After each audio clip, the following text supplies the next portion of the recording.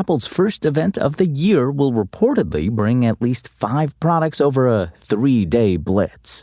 More on that in moments, but first. Apple's AirTag is designed to help people keep track of personal belongings like keys, bags, and luggage. But because AirTags and other Bluetooth trackers are small and discreet, concerns about unwanted tracking are understandable. Apple has spent years building safeguards into the AirTag and the Find My network to reduce the risk of misuse and to alert people if a tracker they don't own appears to be moving with them.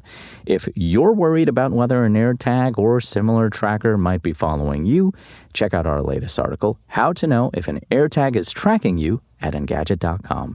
Learn how Apple's unwanted tracking alerts work, what notifications to look for, and what you can do on both iPhone and Android. And we got iPhones in Hermes orange, and now we might get them in Louboutin red.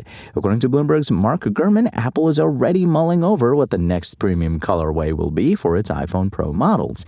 While we're not expecting iPhone 18 announcements until later this year, Gurman reported that red is the new flagship color in testing for the next iPhone Pros.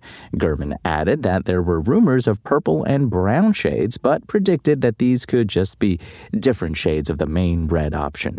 Red is definitely a departure from Apple's usual palette of more modest tones, but the company could be trying to continue the momentum of its flashier cosmic orange option that has been boosting sales in China.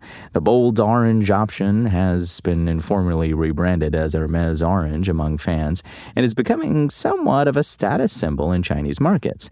With red as a potential frontrunner for the next iPhone Pro colors, Apple could capture even more sales in China, especially since the color is seen as lucky in Chinese culture. It's not the first time Apple has offered red iPhones, though. Previously, Apple manufactured iPhones in deep red hues in collaboration with Product Red, with the last available models being the iPhone SE, iPhone 14, and iPhone 14 Plus. On the other hand, Gurman reported that Apple will play it much safer when it comes to the rumored foldable iPhone, sticking with its basic tones. Remember, you can find the latest gadget news, reviews, price drops, and more at Engadget.com.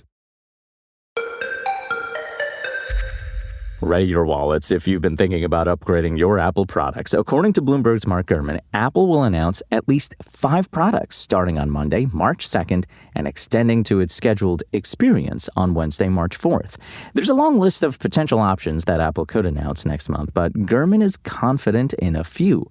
According to the report, Apple is very likely to reveal the low-cost MacBook, especially considering the event logo's choice of colors that could reference the new laptop colors.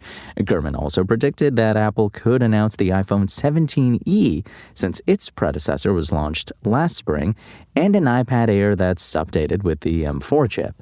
Previous rumors point to Apple getting ready to drop the upgraded MacBook Pro, which will likely get M5 Pro and Max chips and the new MacBook Air with the base M5 chip. If that wasn't enough, Apple could even debut the refreshed Mac Studio and a new Apple Studio display, since the 2 desktop-oriented options were already expected to be released in the first half of the year. There hasn't been any confirmation from Apple directly, but it may have left behind some hints for this 3-day blitz of product announcements.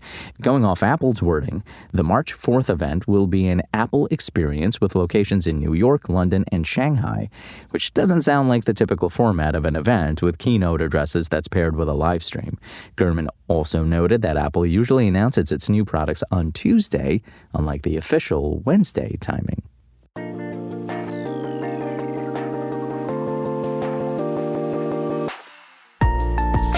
Thanks for listening to the show. Make sure to rate, review, and subscribe on Apple Podcasts. Today's show featured journalism by Engadget contributors Lawrence Bonk and Daniel Cooper and was produced by Spoken Layer. I'm Imran Sheikh, and we'll talk more tomorrow.